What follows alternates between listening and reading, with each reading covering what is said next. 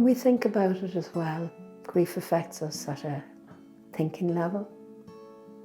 We find at first that our thoughts are just full of our child, full of what happened.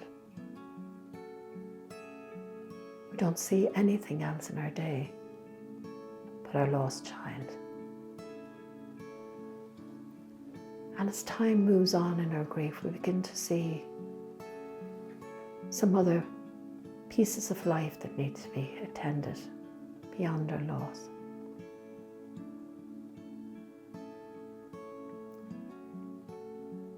We try to make sense of what has happened. If we have a faith dimension, whatever it may be, we may actually rail at God or the powers that be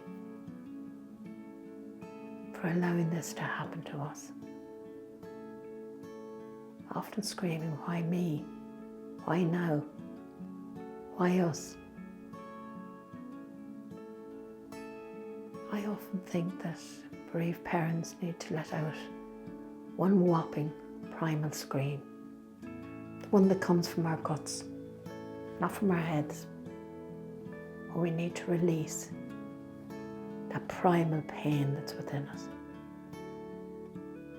When we think about it, we suffer socially in our grief too.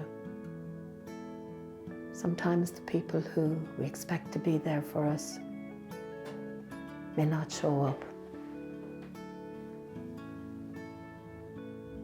That can create huge hurt. It's almost like pouring salt into the wound of your loss. And the one thing I find that bereaved parents say so often is that it's the kindness of strangers. The dad who returns to work and discovers that somebody else in his workforce taps him on the shoulder and says, you know, I understand where you're coming from.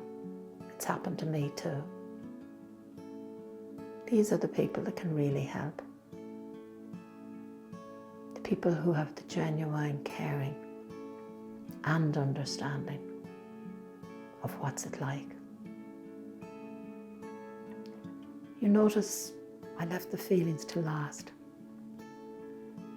Because if I were talking to you today, I'd say to you, how are you coping today?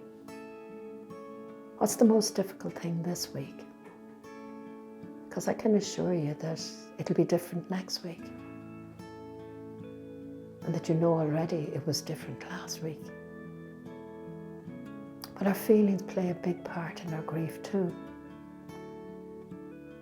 We have the shock and the numbness in the early days. That inability to think straight. Somebody asks us what we did 2 days before and we can't even recollect. We have the sadness.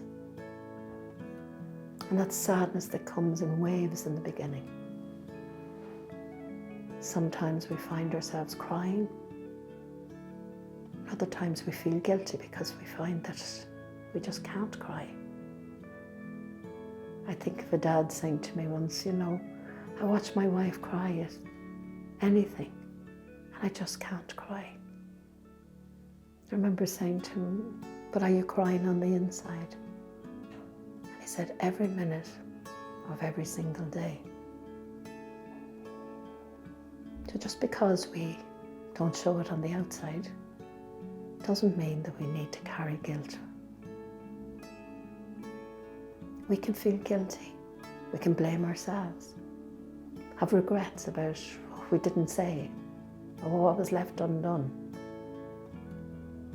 And the thing about it is, if we find that there's unfinished business between us and the child that we've lost, that we didn't get that opportunity, it is really worthwhile in these slow days when it's quiet and you have time to be able to write a letter to your child, perhaps. Just starting it, a phrase like, a lot has happened since you left. These are the things I'd love to have said. And let the pen do the talking. Don't think about it. Just let it free flow. I can guarantee it'll be cathartic. Maybe quite upsetting when you do it,